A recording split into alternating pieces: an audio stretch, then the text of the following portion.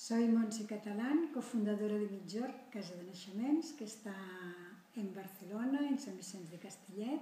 Llevamos ya unos 17 años tratando de recibir la vida y cuidarla desde su inicio.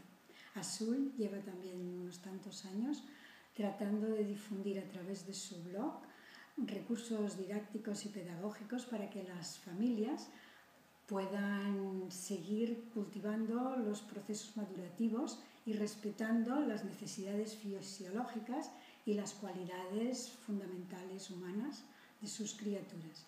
Cada vez son más las personas y las familias que ponen el cuidado de la vida en el centro de sus actividades.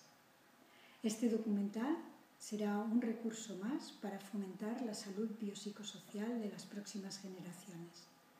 Yo he contribuido a él, Migjorn, la Casa de Naixements, también ha contribuido y espero que tú también te decidas a hacerlo.